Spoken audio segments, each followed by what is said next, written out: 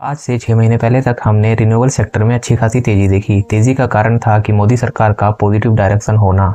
तो मोदी सरकार renewable sector में काफ़ी बुलिश थी और उन्होंने नए नए प्रोजेक्ट लॉन्च करने के लिए कंपनीज़ को कहा था और नई नई कंपनी जो कि मार्केट में ऊपर आ रही थी इरेडा कंपनी जो IPO हाल ही में अपना लेकर आई थी। 32 रुपये का ओपन प्राइस था, 52 रुपये पे लिस्ट हुआ था।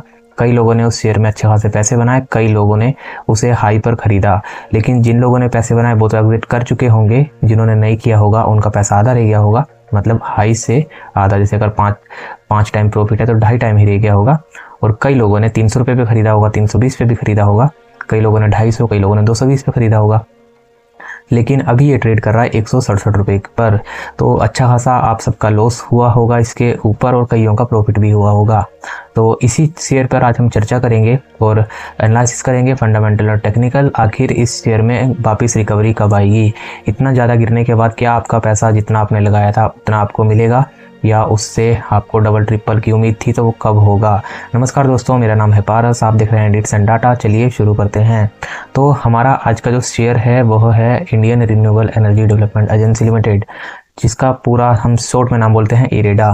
तो इस इरेडा का शेयर आज 167 रुपये 51 पैसे पर ट्रेड कर रहा है, जो कि पिछले दिन शुक्रवार के दिन 5.39% से गिरावट हमें देखने को मिली। गिरावट का यही कारण था कि मिड कैप इंडेक्स जो था वह गिरा। सबसे पहले कंपनी के बारे में थोड़ा जान लेते हैं। कंपनी है इरेडा, 168 रुपये का इसका प्राइस चल रहा है। मार्केट कैपिटल है 45,000 करोड़ का। PE 29 पे, ज़्यादा ओवर वैल्यूड भी नहीं है, अंडर वैल्यूड ही है। साथ में ROCE, ROE, बुक वैल्यू सब कुछ पॉजिटिव है, ज़्यादा नेगेटिव भी नहीं है, ज़्यादा हाई भी नहीं है, सब कुछ आप यहाँ पे देख सकते हैं नॉर्मल ही है। लेकिन अब बात करते हैं थोड़ा सा इसका फंडामेंटल के बारे में कि कंपनी का काम क्या है और साथ में इसका फंडामेंटल कैसे हैं। सबसे पहले फंडामेंटल एनालिसिस, उसके बाद हम करेंगे इसका टेक्निकल। तो इतना ज़्यादा डीप भी नहीं जाएंगे क्योंकि डीप में जाके भी कुछ नहीं होता, लेकिन मेन चीज़ों का डिस्कस करते हैं। तब ये कंपनी रिन्यूएबल सेक्टर की एक कंपनी है जो कि एक NBFC कंपनी है जो कि रिन्यूएबल सेक्टर को फाइनेंस देती है। मतलब कि जैसे सपोज करो आपने एक कंपनी खोली, रिन्यूएबल पे काम करेगी, तो आपको जो लोन लेना होगा वो इरेडा की साइड से ही मिलेगा। अगर सरकारी लोन लेना है तो, बाकी प्राइवेट लोन लेना है तो बाकी बजाज जैसी कंपनी आपको दे ही देती है। तो बाकी तो रिन्यूएबल सेक्टर में आपको पता ही है कि कंपनी कैसे पावर जनरेट करती है, सोलर के साथ, बाइंड्स के साथ और इन सब चीज़ों के साथ।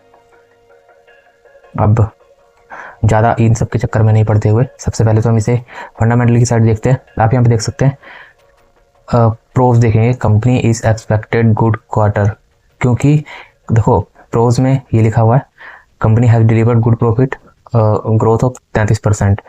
इन्हीं सब चीज़ों के लिए आपने खरीदा होगा ये शेयर, मेरे को पता है। और क्वार्टर तो इसके हर एक क्वार्टर जब से IPO आया उसके बाद से हर एक क्वार्टर कंपनी का अच्छा गया है। कंपाउंड एनुअल ग्रोथ रेट भी बहुत अच्छी गई है कंपनी की। कौन से में लिखा हुआ है कि 4.8 मतलब को 5 टाइम्स बुक वैल्यू से ज़्यादा बड़ा है शेयर। कंपनी रिपीटेड प्रॉफिट, तो कब कंपनी प्रॉफिट जनरेट कर रही है तो रिपीट तो होगा ही, और डिविडेंड नहीं देती है कंपनी। मतलब कौन से में छोटी मोटी बातें इसकी तरफ ध्यान नहीं देते। अभी बात कर लेते हैं फंडामेंटल की, कंपनी ने क्या किया है आज तक। अगर हम कंपनी का ईयरली वाइज देखें तो 2015 से लेकर 2025 तक, 2015 में कंपनी ने 1100 करोड़ रुपए का रिवेन्यू जनरेट किया। उसके बाद 19 में कंपनी ने 2020 में मार्च 2020 में लगभग 2400 करोड़ का, उसके बाद 2700 करोड़ का, 2900 करोड़ का, 3500 करोड़ का, 5000 करोड़ का और 6200 करोड़ का। इस तरह से कंपनी का रिवेन्यू कंटिन्यू बढ़ता गया है। साथ में आप देखेंगे फाइनेंशियल मार्जिन 34, 20, 22, 22, 33, 34, 32, हाँ लगभग 30 के आसपास है। और आप यहाँ पे देखेंगे नेट प्रॉफिट की तरफ 232, 250, 215, 346, 346, 634, 865, 1200 और 1500 कंटिन्यू इसमें भी हमें बढ़त देखने को मिल रही है। अर्निंग पर शेयर की बात करें 3 रुपये 19 पैसे, 2.5, 3, 5, 7, इसमें भी आपको बढ़त देखने को मिलती है 3, 4 और 6। और हर एक चीज़ हमें यहाँ पे पॉजिटिव और अच्छी ही देखने को मिल रही है। ज़्यादा लंबा नहीं खींचेंगे कि हाँ हर एक, यहाँ पे लिखा हुआ है इस साल 31% की ग्रोथ दी है, 3 साल पहले 53% की, अगर 5 साल से आपने होल्ड किया तो 34% की, और 10 साल से तो कोई इतना है नहीं, इतना पुरानी कंपनी भी नहीं है। तो इतना डीपली तो हमें जाना नहीं चाहिए, छोटी चीज़ें हैं ये तो। और आप यहाँ पे देखेंगे प्रमोटर होल्डिंग्स की तरफ एक बार नज़र डालते हैं। आप यहाँ पे देख सकते हैं प्रमोटर होल्डिंग इसमें 75% है, जिसमें सरकार का भी हिस्सा है। एफआईआई की इन्वेस्टमेंट है इसके अंदर लगभग 2.25% की। डीआईआई की जो घरेलू इन्वेस्टर्स होते हैं उनकी ½ % की, और पब्लिक जैसे आप और हम हैं तो उनकी 22.5% की।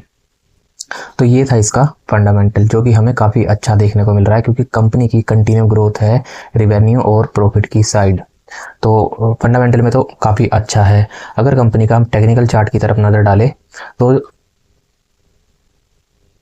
आप यहाँ पे देखेंगे, इसे 2 हिस्से में कर लेते हैं।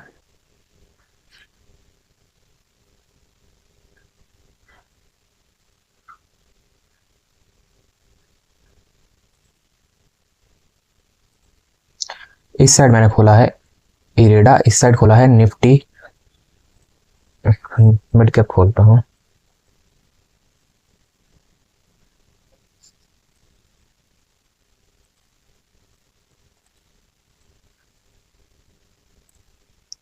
आप यहाँ पे देखेंगे हम 6 महीने का निफ्टी मिड कैप का चार्ट और साथ में 6 महीने का इरेडा का चार्ट देखेंगे, इसका कंपैरिजन करेंगे। अगर ये चार्ट, क्योंकि मिड कैप कंपनी है ये, तो अगर ये कंपनी इसके मुकाबले अगर अलग डायरेक्शन में चल रही होगी तो हमें इसमें करेक्शन देखने को थोड़ा लेट मिल सकती है। जैसे कि अगर ये ऊपर को भी चला जाएगा, मतलब अच्छी खासी रिकवरी आ जाएगी, फिर भी ये लेट जाएगा।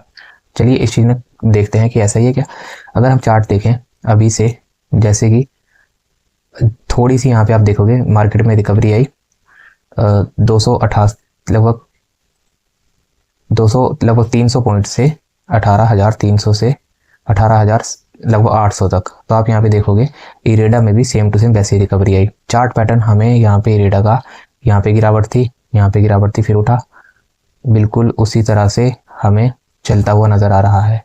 आप यहाँ पे देख सकते हैं, यहाँ पर आप देखिए थोड़ी सी गिरावट थी, ये वाला है, ऊपर से गिरावट, फिर ऐसे गिरा, फिर ऐसे गिरा, फिर यहाँ पे एक डीप बना, यहाँ पे एक डीप बना, फिर उठा ऊपर को, यहाँ पे गिरावट आई पहले, ये वाली गिरावट बिल्कुल फॉलो कर रहा है निफ्टी के मिड कैप्स के चार्ट को। इसका चार्ट, इसका मतलब अगर निफ्टी में रिकवरी आई, मतलब कि जैसा हम उम्मीद लगाते हैं कि निफ्टी बीएससी होगा, मतलब सेंसेक्स होगा 1 लाख और निफ्टी होगा 50,000 के आसपास, तो बिल्कुल उसी डायरेक्शन में ये चला हुआ है।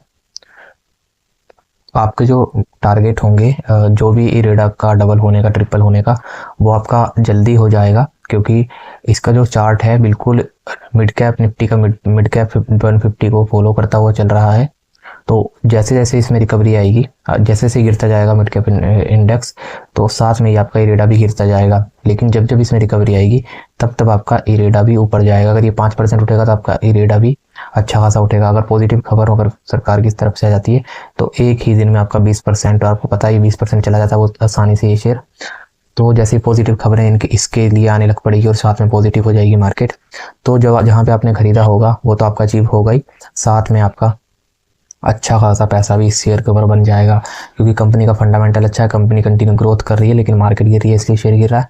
और साथ में हमें इसका जो चार्ट देखने को मिल रहा है वो सिर्फ फॉलो कर रहा है। ऐसा नहीं है कि बढ़त चार्ट में दिख रही है और शेयर गिरता ही जा रहा है, ऐसा बिल्कुल भी नहीं। अगर ऐसा होता है तो उठने के चांस कम होते हैं वापस।